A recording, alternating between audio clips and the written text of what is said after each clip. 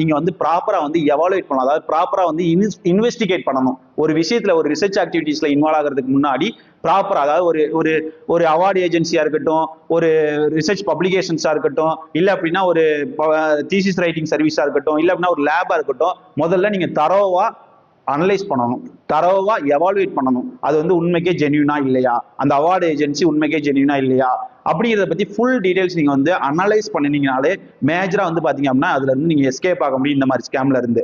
அது மட்டும் இல்லாம வந்துட்டு நீங்க வந்துட்டு நிறைய வந்து ரெப்யூட்டட் டேட்டா பேசஸ் வந்து நீங்க யூஸ் பண்றதுனால, அதாவது எக்ஸாம்பிளுக்கு வந்து ஸ்கோபஸோட அபிஷியல் வெப்சைட்டு, வெப் ஆஃப் சயின்ஸோட அபிஷியல் வெப்சைட்டு, பப்மெட்டோட அபிஷியல் வெப்சைட்டு, டோஜோட அபிஷியல் வெப்சைட்டு, அப்புறம் திங்க் சமிட் செக், அந்த மாதிரியான வெப்சைட், இது எல்லாத்தையுமே நீங்க வந்து அந்த மாதிரி டேட்டா பேஸை நீங்க வந்து ஒரிஜினலா யூஸ் பண்ணி பார்க்கும்போது நீங்க வந்து அந்த மாதிரி ஸ்கேம்ஸ்ல இருந்து மேக்ஸிமம், அதாவது என்ன அப்படின்னா ஒரு ஃபேக்கான பிரிடேட்டரி சேனல்ஸ்ல இருந்து நீங்க வந்து எஸ்கேப் ஆக முடியும்.